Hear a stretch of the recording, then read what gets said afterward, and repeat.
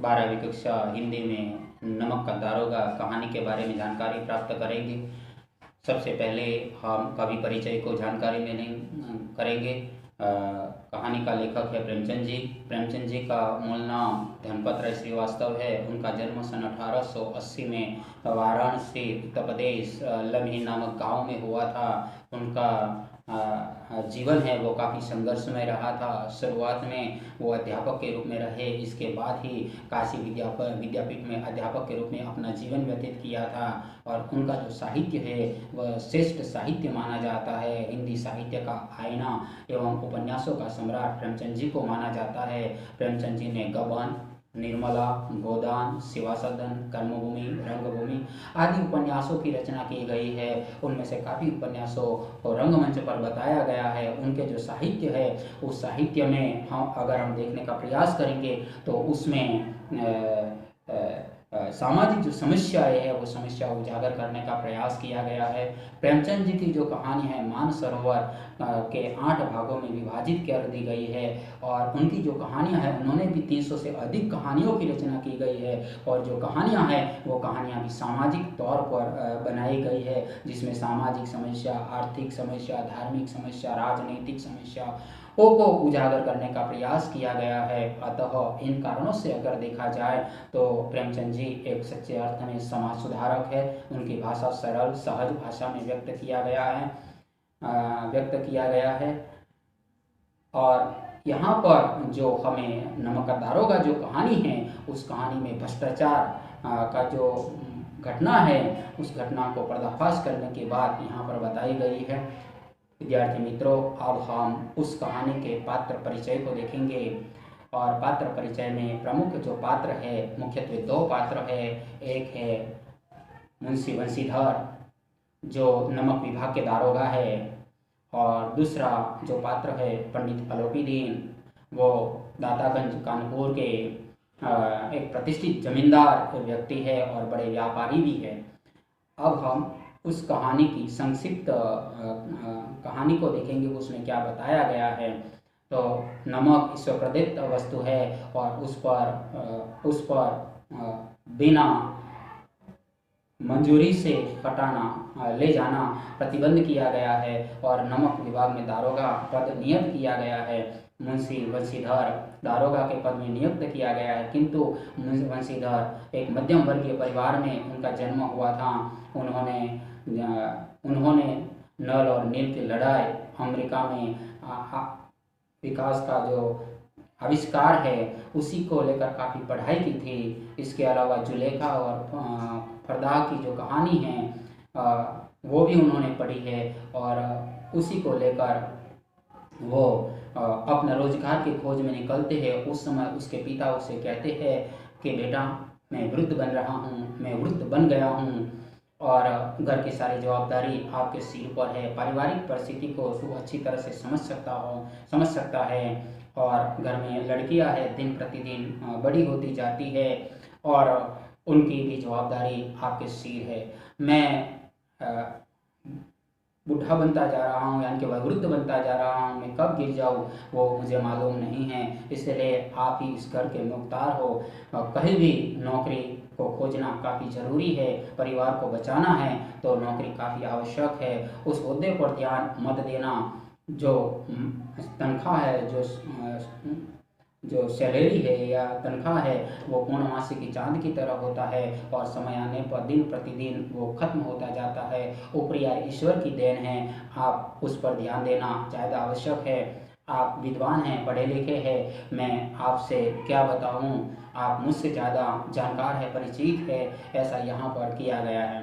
पिता की आज्ञा को शिरोधार्य रखकर बंशीधर नौकरी की खोज में अच्छे सुकन लेकर वो बाहर निकल जाता है। और निकल जाने के बाद ही उन्होंने नमक विभाग में दारोगा के पद में उसे नियुक्त किया जाता है।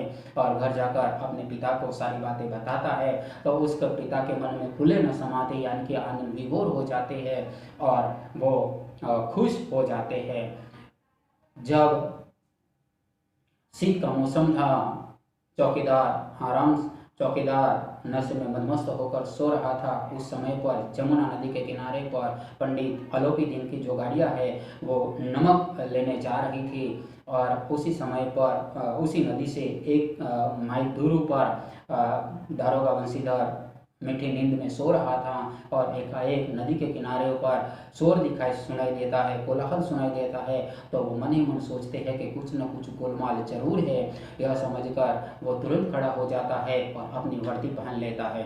वर्दी पहनकर वो सीधा जमुना नदी के किनारे पर पहुंच जाता है। वहां पर जाकर देखता है तो बहुत जो गाड़ियां है वहां पर खड़ी है। उस गाड़ियों के पास जाकर कहने लगते हैं कि ये गाड़ियां कहाँ जाएगी। कानपुर में जाएगी। बहुत कहने पर बातें सामने आते किसकी है। जब बातें पूछी जाती है तो आपस में जो गाड़ी वाले जो लोग हैं वो कानाफूसी करते हैं किंतु सही नहीं बताते। मुंशी बंशीधर वो स्वयं ही उस घोड़े से उतरकर वो नीचे जाकर उस ठेले को टटोलते हैं या जांच करते हैं। तभी पता चलता है कि ये तो नमक के ठेले भरे हुए हैं और चोरी छुपके से यहाँ से माल ले लिया जाता है। उस समय पर दारोगा बंशीधर ने कहा कि ये गाड़ियाँ किसकी है। तो पंडित अलोपीदीन को बंशीधर ने कहा कि अलोपीदीन को यहाँ पर बुलाओ। पंडित अलोपीदीन के गाड़ियों वाले व्यक्ति थे, उनमें से व्यक्ति पंडित अलोपीदीन के घर पर गए और पंडित अलोपीदीन से कहा कि दारोगा ने गाड़ियाँ रोक दी गई है। तो उस समय पर पंडित अलोपीदीन आराम से सो रहे थे और खड़े होकर कहने लगे कोई बात नहीं, मैं वहाँ पर आ रहा हूँ। और वो स्वयं ही पान खाते हुए वहाँ पर आते हैं और दारोगा बंशीधर के सामने जाकर कहते हैं कि मुझसे कौन सी गलती हो गई है, आपने मेरी गाड़ियाँ रोक रखी है। आखिर मैं ब्राह्मण हूँ और ब्राह्मण से कोई गलती नहीं हो सकती, आप बताए। तो यहाँ पर पंडित अलोपीदीन कहते हैं नहीं, सरकारी हुक्म है। तो उस समय पर पंडित अलोपीदीन कहते हैं मैं सरकारी हुक्मों को नहीं जानता और सरकार को भी नहीं जानता, मैं केवल इतना जानता हूँ कि ये मामला मेरे और तुम्हारे दोनों के बीच में आपस का मामला है और उसको निपटारा करना ही अपना काम है। तुम मुझे अपना समझकर ये काम कर लो। उस समय पर पंडित अलोपीदीन की बात सुनकर बंशीधर कहने लगते हैं कदापि नहीं, मैं इन बातों का कोई समाधान करने वाला नहीं हूँ। कल ही अदालत में उसका सच्चा न्याय मिलेगा, ऐसा यहाँ पर बताया गया है। जब बंशीधर और अलोपीदीन दोनों के बीच में बात चलती है उस समय पर वो पंडित अलोपीदीन कहते हैं कि मैं जानता हूँ कि देव को प्रसाद चढ़ाने की आवश्यकता है, आप भूखे शेर हो और आपको भी यहाँ पर एक अपने मुख्तार लाला जी से वो कहते हैं कि तुम 1000 रुपया उसे दे दो। उस समय पर बंशीधर कहते हैं कि 1000 नहीं 1,00,000 रुपया दूंगे तो भी वो संभव नहीं हो सकता। जमादार बदलूसी से वो कहते हैं, जमादार बदलूसी पंडित अलोपीदीन को हिरासत में ले लो। और उस समय पर बदलूसी भी उस पर क्रोधावेश में आ जाते हैं ताकि अवधंत लड़का है, उसे मालूम नहीं है कि संसार कैसे चलाया जाता है। अगर सच्चे राह पर चलने से अपना घर संसार है वो नहीं चल सकता, ऐसा मन ही मन बदलूसी सोचता है। इतना ही नहीं, पंडित अलोपीदीन एक प्रतिष्ठित जमींदार व्यक्ति थे और ये जो गाड़ियाँ है वो दातागंज के प्रतिष्ठित व्यापारी पंडित अलोपीदीन की है और वो कानपुर में जा रही है। तो ये जो सारी बातें हैं उस बातों को मुंशी बंशीधर उस पर सहज भी ध्यान नहीं देता। इतना ही नहीं, वो अपने वचनबद्ध पर कटिबद्ध है और किसी न किसी रूप से वो कहता है कि जिसने गुनाह किया है उसी को सजा मिलनी ही चाहिए। और वह बातें सामने आती है, हिरासत में ले लिया जाता है। उस समय पंडित अलोपीदीन कहते हैं कि आजकल पृथ्वी पर लक्ष्मी का अखंड विश्वास है और लक्ष्मी से ही सब कुछ संभव हो सकता है। न्याय और नीति सब लक्ष्मी के खिलौने हैं और पैसे देने से या लक्ष्मी देने से वो काम हो सकता है, ऐसा यहाँ पर वो मन ही मन सोचता है। पंडित अलोपीदीन उसे कहते हैं कि 5,000, 10,000, 15,000, 20,000 से 25,000 से लेकर 40,000 तक बात पहुंच जाती है, किंतु बंशीधर ये कहने लगते हैं कि 40,000 नहीं 40 लाख रुपए दोगे तो भी ये काम संभव नहीं है। यानी कि मैं उन नमक हरामों में नहीं हूँ कि कुड़ियों में अपने ईमान बेचने का प्रयास करता हूँ। यह बात सुनकर लक्ष्मी पर अखंड विश्वास करने वाले पंडित अलोपीदीन निराश हो जाते हैं और वो सोचने लगते हैं आज ही धर्म के सामने धन पैरों के नीचे कुचलता हुआ जा रहा है, ऐसा एहसास हो रहा है। पंडित अलोपीदीन को बदलूसी ने हिरासत में ले जाते हैं। उस समय पर वो कहने लगते हैं कि मुझे किसी भी प्रकार माफ़ कर दो, मेरी इज्जत धूल में मिट जाएगी, पर बंशीधर ये मानने के लिए तैयार नहीं है। बंशीधर के कहने पर बदलूसी उसे हिरासत में ले जाते हैं। उस समय पर पंडित अलोपीदीन मूर्छित हो जाते हैं और जमीन पर गिर जाते हैं। सुबह का समय होता है और गांव के आसपास के जो सारे लोग हैं उस लोगों को पता चल जाता है कि पंडित अलोपीदीन को गिरफ्तार कर लिया गया है, हिरासत में ले लिया गया है और नमक की छल और प्रपंच से चोरी करते हुए दिखाई दिया गया है। और ये बात सुनकर लोग आपस में उनकी निंदा करने लगते हैं। उस समय पर जो अधिकारी लोग हैं, वकील जो लोग हैं, बड़े बड़े अफसर जो लोग हैं, वो लोग पंडित अलोपीदीन को कैसे बचाया जाए उसी के बारे में नई नई तरकीबें, नई नई योजनाएं बनाते जाते हैं और उनको बचाने का वो संपूर्ण रूप से प्रयास करते हैं। हकीकत में भी हुआ वैसा। क्या इस समय पर सच्चा न्याय मिल सकता है? नहीं। यहाँ पर जब वकालत के सामने आ जाता है तब ही न्याय कहीं और चलता है। ऐसा ही यहाँ पर वंशीधर के साथ हुआ है।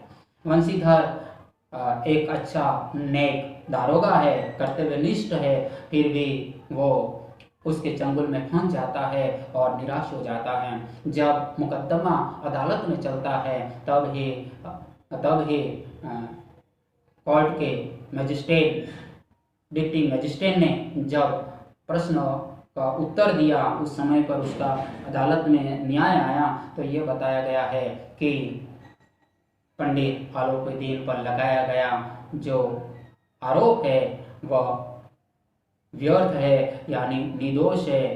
ऐसा आरोप लगाने की कोई आवश्यकता नहीं है, ऐसा यहाँ पर बताया गया। यानी पंडित अलोपीदीन कोर्ट में जीत जाते हैं। निसंदेह भ्रमात्मक ये जो बातें हैं वो सामने आती है और पंडित अलोपीदीन हंसते हुए वो बाहर निकलते हैं। दूसरी बात यहाँ पर है कि वंशीधर से कहा गया है कि आगे बहुत सचेत रहने की आवश्यकता है, किंतु यहाँ पर सच्चा न्याय नहीं मिलता था। क्यों नहीं मिला था?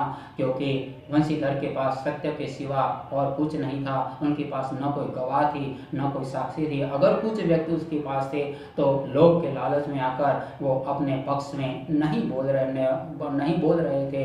ऐसा उसके मन में एक प्रकार का जो भ्रम था और वाकई में गवाही न होने के कारण वो हार जाते हैं। हार जाने के बाद ही वो अपनी दारोगा पद की जो नौकरी है वो छोड़ देते हैं। कुछ दिन पश्चात अपने घर पर चले जाते हैं तो वृद्ध मुंशी जी वंशीधर से कहने लगते हैं कि बेटा इतना ईमानदार बनने की कोई आवश्यकता नहीं थी ताकि अपने रोजगार पर नुकसान पहुँचे, अपनी नौकरी पर नुकसान पहुँचे। ऐसा कार्य तुमने क्यों किया है? ऐसा यहाँ पर कहते हैं। किंतु वंशीधर पर उसके कोई असर नहीं हुई थी और उसकी जो माँ है वो माँ भी रामेश्वर की जो तीर्थ यात्रा करने, जगन्नाथपुरी और रामेश्वर की जो तीर्थ यात्रा है वो करने की अभिलाषा रखती थी तो वह मिट्टी में मिल जाती थी। इतना ही नहीं, वंशीधर की पत्नी भी कुछ दिनों तक उसे बोलती भी नहीं थी। यानी कि जो पूरा माहौल है उस समय का वो एकदम मायूस बन गया है।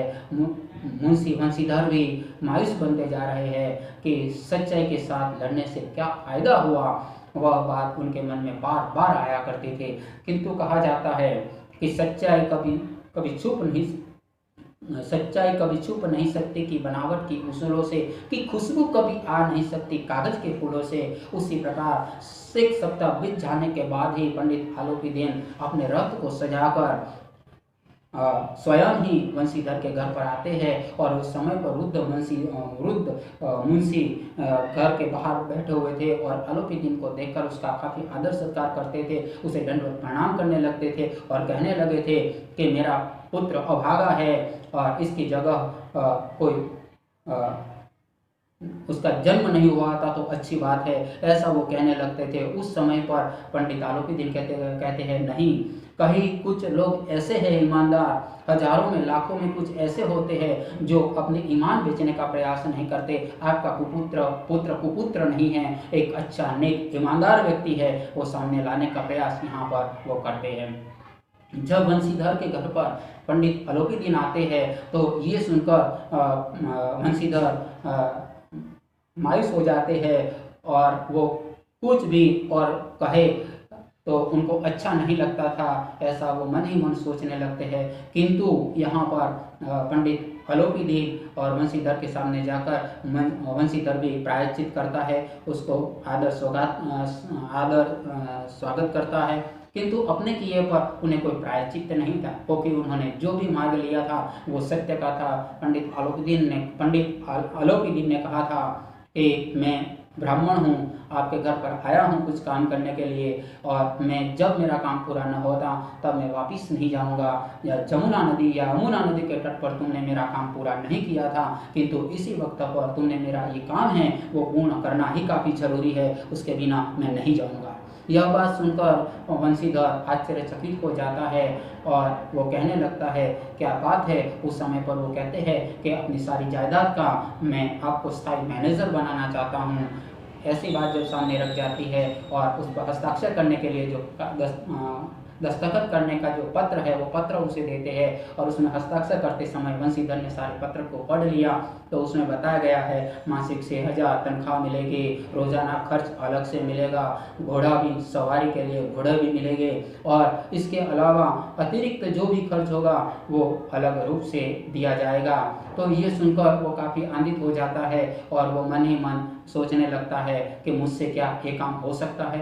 पंडित अलोपीदीन के सामने वो कहते हैं कि मैं ये काम के लिए योग्य नहीं हूँ, सामर्थ्य नहीं हूँ। उस समय पर पंडित अलोपीदीन कहते हैं मुझे ऐसे ही अयोग्य व्यक्ति की आवश्यकता है, क्योंकि मैंने बड़े बड़े जानकार हजारों लोगों को मैंने पहचान लिया है और धन और लोभ के कारण वो मुझे परास्त किया है। केवल एक ही व्यक्ति है जो मेरी जो स्थायी मिल्कत है उसको अच्छी तरह से जो देखभाल कर सके, तो वैसा ही आप हो, यानी कि वंशीधर है।